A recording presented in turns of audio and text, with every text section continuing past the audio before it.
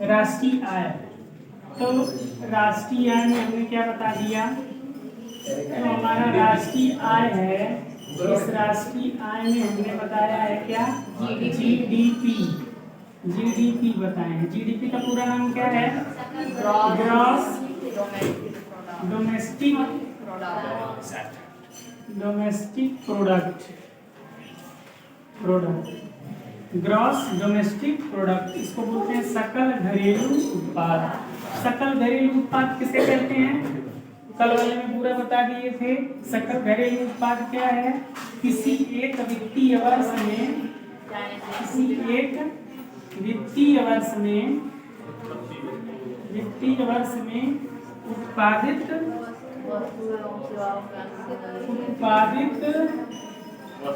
वस्तुओं एवं सेवाओं के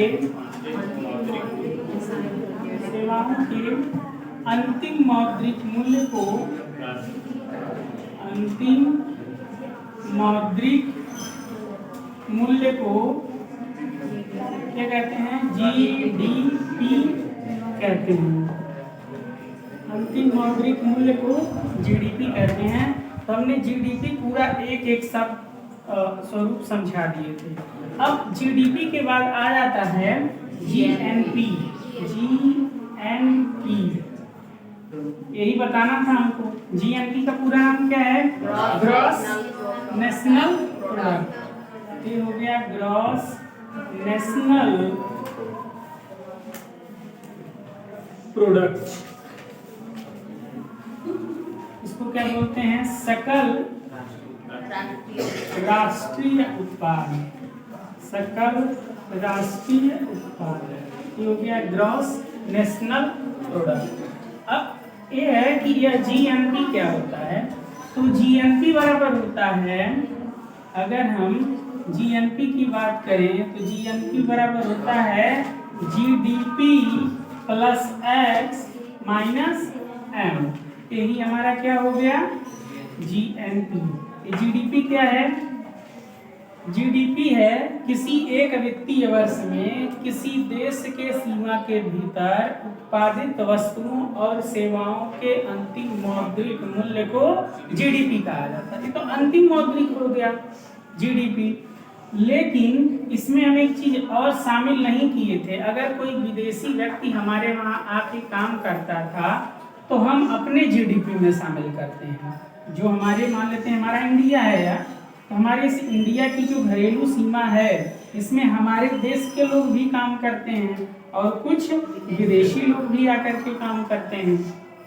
कोई विदेशी कंपनी हमारे वहां आ गई तो हमारे वहां उत्पादन करेगी तो हमारे देश के अंदर उसकी जीडीपी को जोड़ा जाएगा, यानी विदेशी और प्लस देशी व्यक्ति, ये दोनों के द्वारा हो गया। जब जीडीपी की गणना करते हैं तो हमारे देश के अंदर चाहे देशी व्यक्ति हो चाहे विदेशी व्यक्ति हो, उसके द्वारा जो भी उत्पादित है उसके अंतिम मौद्रिक मूल्य को हम जीडीपी में रखते हैं। लेकिन अगर हम जीएनपी की बात करें तो जीएनपी में क्या करते हैं, केवल हम अपने देश के व्यक्तियों के द्वारा जितने वस्तुओं का उत्पादन किया गया है उसके अंतिम मौद्रिक मूल्य को अपने हम उस जीएनपी में शामिल करते हैं केवल। मतलब ये है कि अगर हमारे देश के अंदर विदेशी व्यक्ति भी हैं, देशी व्यक्ति भी हैं, काम कर रहे हैं, हमारे देश से लोग बाहर भी जाते हैं, मान लेते हैं यूएस से चले गए, यहाँ जाके काम करते हैं। जब हमारे देश के बाहर जाकर के व्यक्ति कोई काम करता है बाहर, तो बाहर जाके काम करता है तो यहाँ से पैसा हमारे वहाँ भेजेगा, अपने घर भेजेगा। तो जब वही भेजेगा तो उसको हम बोलते हैं एक्स। एक्स का मतलब क्या हो गया, देशवासियों द्वारा विदेशों से अर्जित आय, हो गया ना। देशवासियों द्वारा विदेशों से अर्जित आय, जब हमारे देश का व्यक्ति बाहर गया है और बाहर से कमा करके पैसा अपने घर में ला रहा है, इन कहेंगे कि देशवासियों द्वारा विदेशों से अर्जित आय। एक चीज और है, यूएसए का व्यक्ति तो हमारे देश में आया है, यही ना विदेशी। यूएसए का मतलब कई सारे देशों से लोग आए हैं, विदेशी लोग हमारे वहां आकर के काम करते हैं। काम करते हैं तो पैसा कहाँ भेजेंगे? अपने वहां भेजेंगे। तो अपने हम इस जीडीपी में से क्या करें? वही घटा दें। तो एम बराबर क्या हो गया? विदेशियों द्वारा हमारे देश से अर्जित आय। विदेशियों द्वारा हमारे देश से अर्जित आय। और एम बराबर क्या कह देंगे? देशवासियों द्वारा विदेशों से अर्जित आय। एक चीज और इसको कह सकते हैं, या हम बोल सकते हैं x बराबर, ऐसे बोल दें x बराबर है देशवासियों द्वारा विदेशों से अर्जित आय। देशवासियों द्वारा विदेशों से अर्जित आय। विदेशों से अर्जित आय। अर्जित आय हो गया अर्जित आय। देशवासियों द्वारा विदेशों से अर्जित आय x बराबर है, या इसको एक चीज और भी बोल सकते हैं, x बराबर होता है एक्सपोर्ट। क्या होता है? एक्सपोर्ट। एक्सपोर्ट का मतलब निर्यात। अच्छा, जिस तरह हमने बताया था कि जो उत्पादन होता है, उत्पादन किसी किसी चीज का होता है। एक होता है वस्तु का और एक होता है सेवा का। उसी तरह एक्सपोर्ट होता है। मतलब एक्सपोर्ट किसका हो सकता है? या तो वस्तु का हो या तो व्यक्ति का हो। दो चीज का हो सकता है ना। सेवा का मतलब अगर हम मान लें मारकर अपने देश से अमेरिका भेज दिए तो किसका निर्यात कर दिए? तो उसके बदले हमको पैसा मिलेगा? बिल्कुल मिलेगा। तुम्ही को अमेरिका भेज दे तब क्या गया? सेवा गया। तो सेवा गया तो उधर से पैसा आएगा। तो यही एक्सपोर्ट लिख सकते हैं कि नहीं लिख सकते हैं? तो अगर ये लिखना रहे देशवासियों द्वारा विदेशों से अर्जित आय, और ए न लिख करके अगर हम एक्सपोर्ट लिख दें तब भी क्या है? सही है। क्योंकि एक्सपोर्ट क्या है? कोई व्यक्ति बाहर गया, वहां से पैसा हमारे वहां भेजा। तो एक्स बराबर क्या हो गया? देशवासियों द्वारा विदेशों से अर्जित आय या एक्सपोर्ट लिख सकते हैं। एम बराबर क्या लिख दें? विदेशियों द्वारा यहाँ पे लिख दें एम, इसको मिटा दें तब। एम बराबर विदेशियों द्वारा, नीचे मत लिखिए, विदेशियों द्वारा अपने या हमारे देश से अर्जित आय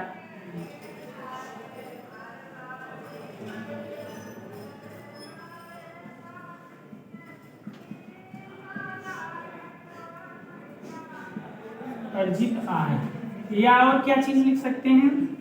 या इसको और लिख सकते हैं हम इंपोर्ट।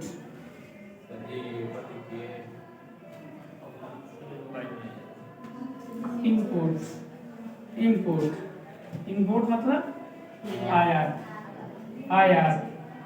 जिस तरह यहाँ से वस्तु भेजा जा रहा है तो पैसा आ रहा है, सेवा भेज रहे हैं तो पैसा आ रहा है, उसी तरह उधर से हम वस्तु मंगवाएंगे तो पैसा भेजेंगे, सेवा मंगवा ले तो पैसा भेजेंगे। तो यही हो गया जीएनपी बराबर GDP plus X minus M. तो जीएनपी हम किसे कहेंगे? अगर इसी को हम शब्दों के रूप में लिख दें तो कैसे लिखेंगे? जीडीपी का अर्थ पता है? जीडीपी क्या है?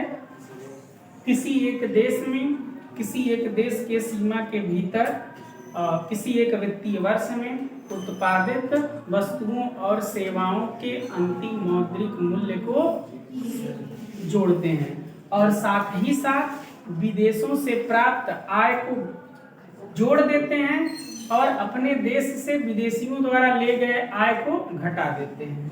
ठीक कहेंगे? तो ये हो गया हमारा क्या? जीएनपी। तो जीएनपी अब समझ में आया है? तो जीएनपी अगर एक लाइन में पूछे तो जीएनपी बराबर GDP plus X minus M, यही है। और एक्स बराबर एक्सपोर्ट या विदेशियों देशवासियों द्वारा विदेशों से अर्जित आय, एम बराबर इंपोर्ट या विदेशियों द्वारा हमारे देश से अर्जित आय। ये हो गया हमारा जीएनपी। अब बात करते हैं एनएनपी की। इसको मिटाएं। एनएनपी, एनएनपी इसका क्या है? नेट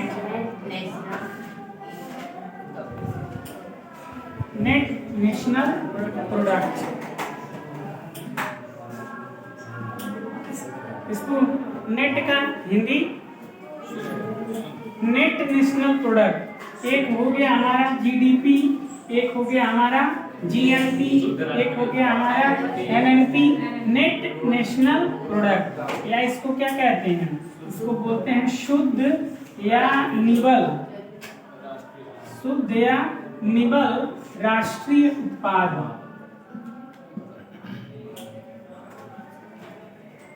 राष्ट्रीय उत्पाद ये क्या है? तब अगर हमको जीडीपी पता रहेगा तो हम जीएनपी निकाल लेंगे, अगर जीएनपी पता रहेगा तो हम एनएनपी निकाल लेंगे। एनएनपी बराबर क्या होता है? एनएनपी, एनएनपी बराबर होता है जीएनपी माइनस डेप्रिसिएशन, ह्रास। एनएनपी बराबर जीएनपी माइनस ह्रास। कैसा ह्रास? मशीनों के टूट। इसका परिभाषा लिखवाए थे ना, डेप्रिसिएशन क्या होता है? तो मशीनों के टूट फूट या रख रखाव का खर्च, ये डेप्रिसिएशन। जो हमारा एनएनपी है, एनएनपी की गणना दो रूपों में किया जाता है। कितने रूपों में? दो। एक होता है एनएनपी एफसी, एक होता है एनएनपी एफसी और एक होता है एनएनपी एमपी। एनएनपी एफसी और एक होता है एनएनपी एमपी। ठीक, एनएनपी का मतलब नेट नेशनल प्रोडक्ट, ये तो यही सेम हो गया, लिख देते हैं नेट नेशनल प्रोडक्ट। इसको क्या कहेंगे?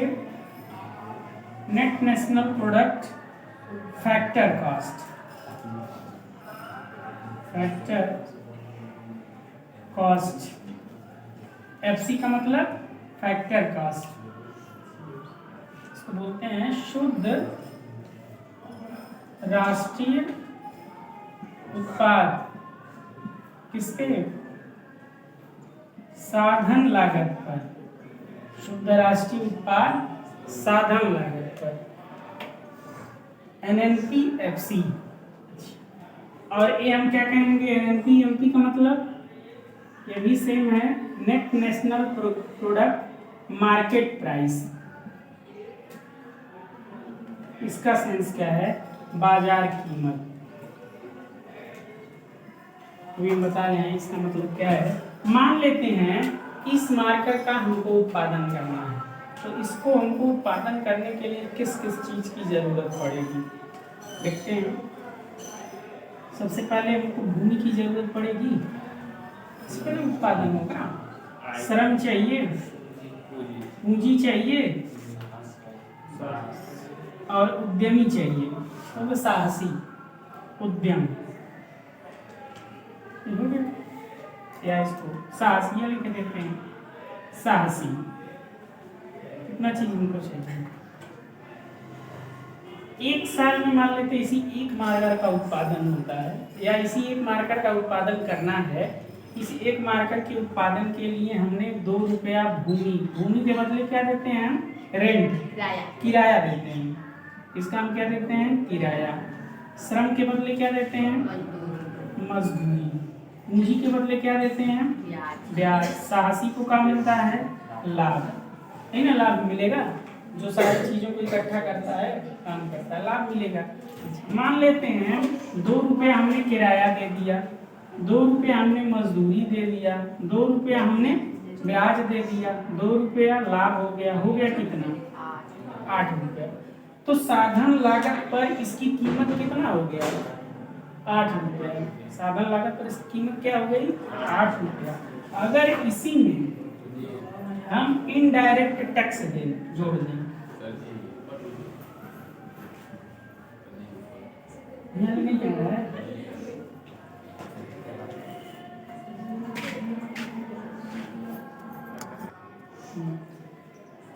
88 को मिल गया लाभ, 8 रुपया हो गया साधन लागत पर, इसकी कीमत कितना हो गया 8 रुपया। अगर इसी में हम इनडायरेक्ट टैक्स जोड़ दें, कितना इनडायरेक्ट टैक्स अप्रत्यक्ष कर, जैसे अप्रत्यक्ष कर, जैसे इसको हम ऐसे कर सकते हैं जीएसटी, यही है जीएसटी है, कितना मान लेते हैं 2 रुपया जोड़ दिया तो वो कितना गया 10 रुपया। तो साधन लागत पर यही हो जाता है 10 रुपया, और जब इनडायरेक्ट टैक्स नहीं जुड़ा रहता है तो रहता है कितना 8 रुपया। जब यही टैक्स जुड़ जाता है तब हो जाता है मार्केट प्राइस के 10 रुपये। तो भारत में राष्ट्रीय आय की गणना एनएनपीएफसी पे किया जाता है कि एमपी पे किया जाता है? तो भारत में राष्ट्रीय आय की गणना एनएनपीएफसी पे किया जाता है। एफसी का मतलब साधन लागत पर इसकी गणना की जाती है। तो एनएनपीएफसी बराबर क्या होता है, जो भी हमारी इसकी लागत आती है और लाभ को, हर चीज को जोड़ने के बाद जब इसमें सरकार टैक्स लगाती है, जब टैक्स इंक्लूड होता है तो वही क्या हो जाता है मार्केट प्राइस पर हो जाता है। तो मार्केट प्राइस पे एनएनपी एमपी। अच्छा, इसके और नीचे तक जा रहा है।